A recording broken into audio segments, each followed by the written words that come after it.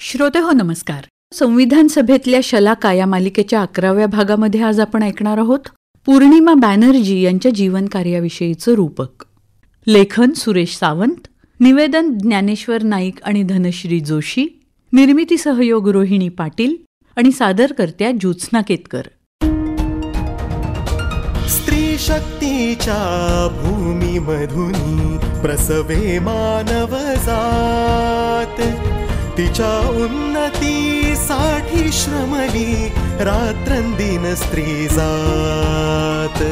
अम्मो दुर्गा अशा शलाका स्वातंत्र्यास्तव लढल्या, नारी समता समाजोन्नती या ध्येयास्तव जगल्या. संविधान सभेतल्या महिला सदस्य स्वयं तेजानं तळपणाऱ्या तारका असल्याचा आपण पाहत आलो आहोत. पण यातल्या काही दीर्घकाळ तळपल्या तर काही उल्कापातासारख्या चमकून अकाली नाहीशा झाल्या. काहींच्या तेजाचं सामर्थ्य निर्विवाद असलं तरी त्यांच्या सबंध जीवनाबद्दल फार कमी माहिती मिळते.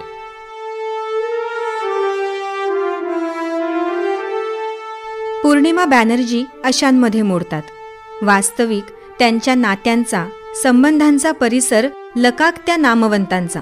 तरीही त्या प्रभावळीत त्यांच्या चरित्राचे अनेक तपशील गुमनाम राहिले.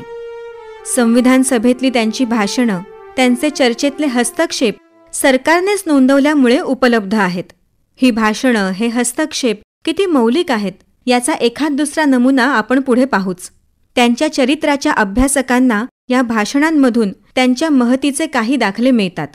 बाकी तपशील त्यांच्या नात्यातून, संबंधातून शोधावे लागतात.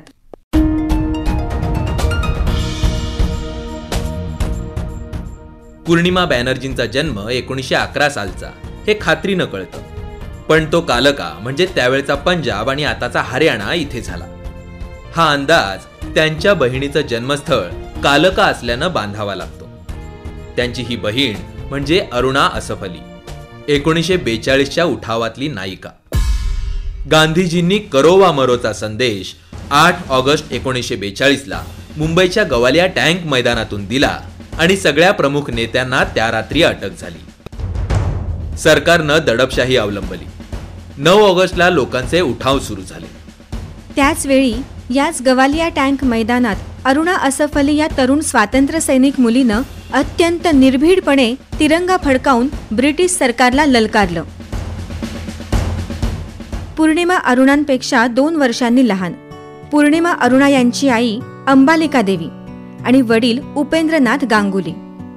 उपेंद्रनाथांचे बंधू नागेंद्रनाथ हे रवींद्रनाथ टागोरांच्या सर्वात धाकट्या मुलीचे पती. म्हणजे टागोरांची मुलगी ही पूर्णिमा अरुणा या बहिणींची चुलती. या नात्यानं टागोर आजोबा, जिचा आपण परिचय करून घेत आहोत, त्या आपल्या नायिकेचं पूर्णिमा हे नाव टागोरांनीच सुचवलं. इंग्रजांच्या आगमनानं ज्या सांस्कृतिक, सामाजिक, राजकीय हालचालींना भारतात गती मिळाली, त्यातनं धार्मिक प्रबोधनाच्या परंपरांनी आकार घेतला. प्राचीनतेची आधुनिकतेशी सांगड घालत ब्राह्मो, प्रार्थना, आर्य असे समाज स्थापन झाले. पूर्णिमाच्या आईचे वडील त्रैलोक्यनाथ सन्याल हे ब्राह्मो समाजाचे प्रचारक. संगीतकार, लोकनाट्यातले कलावंत असलेल्या त्रैलोक्यनाथांनी ब्राह्मो संगीताला जन्म दिला. या ब्राह्मो संगीताचा आकृतिबंध स्वीकारून टागोरांनी ज्याला पुढे रवींद्र संगीत म्हटलं गेलं, ते संगीत विकसित केलं. एकीकडे रूढ समाज रचना जैसे थे ठेवण्यात हितसंबंध असलेल्या भद्र म्हणजेच कथित उच्चवर्णीयांमधल्या एका विभागानंही बंड केली. ही स्वकीयांविरुद्ध होती. नव्या न्याय्य समाज रचनेसाठी ही जुनी व्यवस्था मोडणं, किमान दुरुस्त करणं गरजेचं आहे, हे या लोकांनी ताडलं होतं. या परंपरेतून पूर्णिमा, अरुणा यांना पुढच्या बंडाची ताकद मिळाली. अरुणाने तर आंतरधर्मीय लग्न केलं. तिच्या अभिजन खानदानाला ही रुचणारी बाब खचितच नव्हती. असो, आता आपण पूर्णिमाविषयी जेवढं ठाऊक झालं आहे त्यातलं काही समजून घेऊ. अरुणा लाहोरच्या सॅक्रेड हार्ट कॅथेड्रल आणि नंतर नैनितालच्या ऑल सेंट्स कॉलेजमधून शिकल्या. त्यामुळे पूर्णिमाचंही शिक्षण तिथूनच झालं असावं असं बोललं जातं. त्या किती शिकल्या? BA झाल्या असाव्यात. कारण लखनौच्या तुरुंगात असताना BAच्या परीक्षेच्या तयारीसाठी शांत जागा मिळावी म्हणून त्या प्रयत्न करत असल्याचं सुचेता कृपलानींनी लिहून ठेवलं आहे. सुचेता कृपलानी त्याच तुरुंगात त्यावेळी होत्या. संविधान सभेतल्या चर्चांमध्ये त्यांनी मांडलेल्या मुद्द्यांवरून त्यांचा त्यातील अभ्यास लक्षात येतो. नेहरू आणि इंदिरा गांधींना त्यांनी लिहिलेल्या पत्रातल्या पुस्तकांच्या संदर्भावरून त्यांच्या व्यासंगाची कल्पना येते. पूर्णिमांचं लग्न वयाच्या 17व्या वर्षी प्रणब कुमार बॅनर्जी यांच्याशी झालं. प्रणब यांचे वडील प्यारेलाल हे अलाहाबादचे नामवंत वकील होते. मोतीलाल नेहरू आणि ते एकाच वेळी अलाहाबाद उच्च न्यायालयात वकिली करत होते. त्यांचे मैत्रीचे संबंध होते. बहुधा त्यामुळेच पूर्णिमा आणि नेहरू कुटुंबियांचे बंध जुळले असावेत. जवाहरलाल, त्यांची बहीण विजयालक्ष्मी आणि कन्या इंदिरा या तिघांशीही त्यांचे जिव्हाळ्याचे संबंध होते. अलाहाबादच्या म्हणजे आताच्या प्रयागराजच्या नेहरू कुटुंबियांच्या आनंद भवन या घरात पूर्णिमांचा सतत वावर असे. जवाहरलाल नेहरू त्यांना प्रेमानं नोरा म्हणून संबोधत. ग्रीक अरबी मूळ असलेल्या नोरा या शब्दाचा अर्थ होतो प्रकाश, तेज. देशातल्या अनेक प्रमुख महिला नेत्यांचा संबंध असलेल्या, स्त्रियांच्या प्रश्नावर लढणाऱ्या अखिल भारतीय महिला परिषदेच्या पूर्णिमा एक पदाधिकारी होत्या. या संघटनेचं अलाहाबादचं काम त्या पाहत असत. परिषदेच्या त्यावेळच्या अधिवेशनाच्या अध्यक्ष बेगम हमीद अली पूर्णिमांविषयी म्हणतात, सर्वत्र संचारणारी ती अप्सरा आहे. पौर्णिमेच्या चंद्रासमान ती तिच्या संपर्कात येणाऱ्या सगळ्यांच्या मनांवर हर्षाची पखरण करते.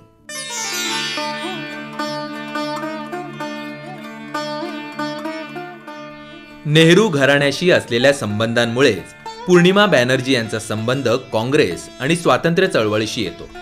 सबंध आयुष्यभर समाजवादाशी असलेली त्यांची निष्ठा ही नेहरूंच्या वैचारिक संस्कारातूनच आकाराला आली. आर्थिक न्यायाची संकल्पना दादाभाई नौरोजी अध्यक्ष असल्यापासून काँग्रेसमध्ये आली होती.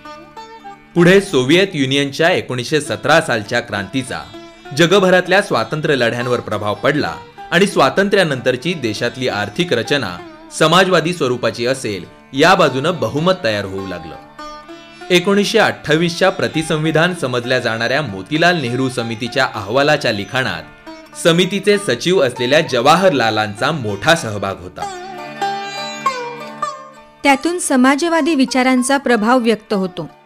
या वातावरणात जयप्रकाश नारायण, लोहिया, आचार्य नरेंद्र देव, आपल्या आजच्या नायिका पूर्णिमा बॅनर्जी, त्यांच्या भगिनी अरुणा यांचा एक समाजवादी प्रवाह काँग्रेस अंतर्गत तयार होऊ लागला.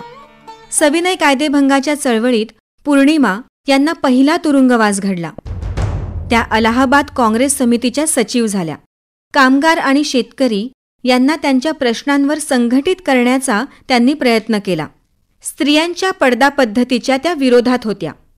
एका काँग्रेस कार्यकर्त्याच्या रामराणी नावाच्या पत्नीचा पडदा त्यांनी काढला. हे तिला पटवून केलं असावं, कारण पुन्हा तिनं आयुष्यात तो घेतला नाही. ब्रिटनने न विचारता भारतीयांना दुसऱ्या महायुद्धात खेचलं होतं. त्या विरोधात सामूहिक आंदोलनाऐवजी अहिंसक वैयक्तिक सत्याग्रहाची मोहीम 1940 साली काँग्रेसनं सुरू केली. युद्धविरोधी प्रचार वैयक्तिक पातळीवर कार्यकर्ते करत. पूर्णिमा बॅनर्जी आणि सुचेता कृपलानी यांची संयुक्त प्रांतात म्हणजे आजच्या उत्तर प्रदेशात वैयक्तिक सत्याग्रही म्हणून निवड झाली. या दोघींनाही ब्रिटिशांनी अटक केली. 1942च्या चले जावच्या चळवळीत पूर्णिमा बॅनर्जी यांना पुन्हा अटक झाली. अशीच अटक झालेल्या तिघी क्रमानं त्यांना तुरुंगात भेटल्या. आधी विजयालक्ष्मी पंडित, नंतर त्यांची कन्या चंद्रलेखा आणि नंतर इंदिरा गांधी. नेहरू आणि इंदिरा या पितापुत्रीच्या पत्रांमधून पूर्णिमांच्या तब्येतीविषयी काळजीनं लिहिलेलं आढळतं.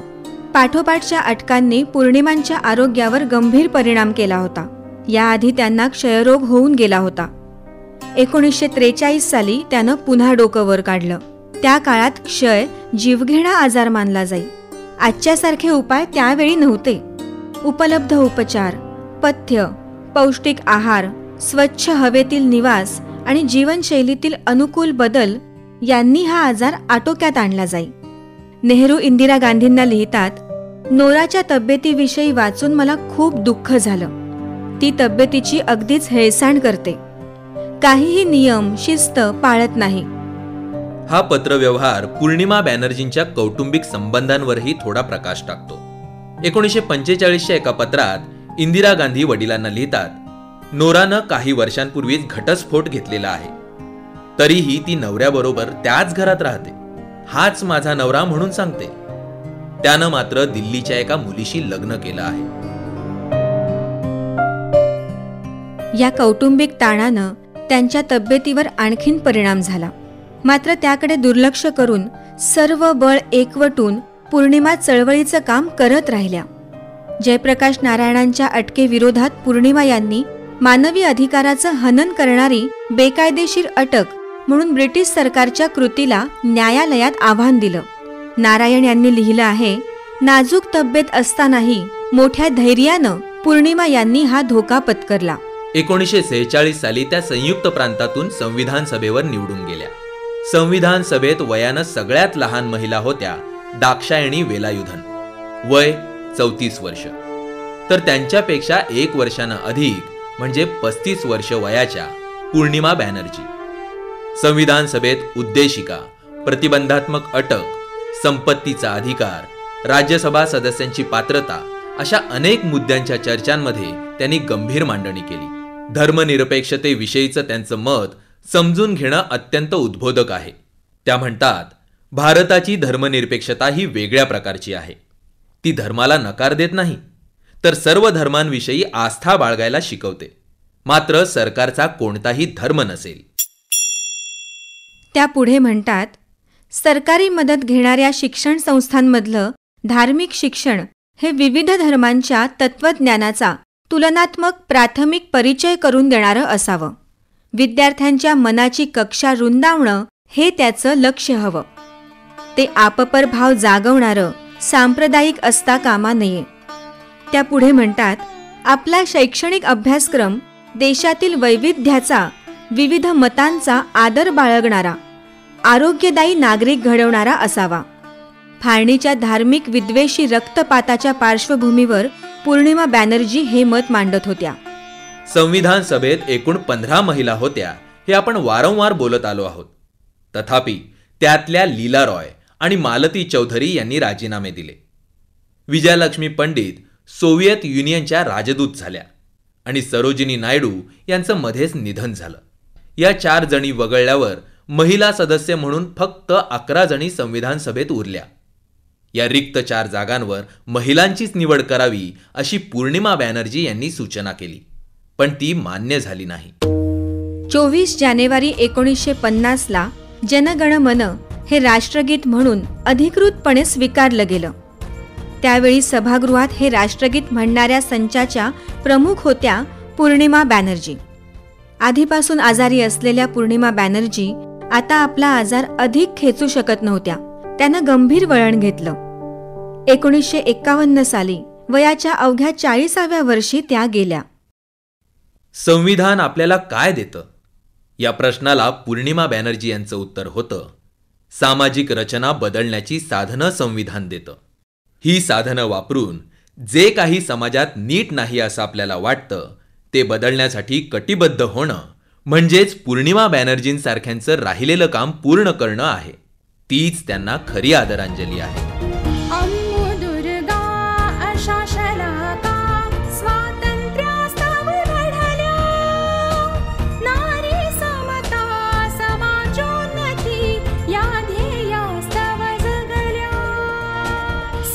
संविधान सभेतल्या शलाका या मालिकेच्या 11व्या भागात आज आपण ऐकलं पौर्णिमा बॅनर्जी यांच्या कार्याविषयीचं रूपक. लेखन सुरेश सावंत, निवेदन ज्ञानेश्वर नाईक आणि धनश्री जोशी. शीर्षक गीत आसावरी काकडे. शीर्षक गीताचं संगीत सोमेश नार्वेकर. ध्वनी प्रभाव परीक्षित भातखंडे. निर्मिती सहयोग रोहिणी पाटील आणि सादरकर्त्या ज्योत्स्ना केतकर. श्रोतेहो, ही आकाशवाणी मुंबई केंद्राची निर्मिती होती. या कार्यक्रमाचा पुढचा भाग आपण ऐकू शकाल पुढच्या मंगळवारी सकाळी 9 वाजता.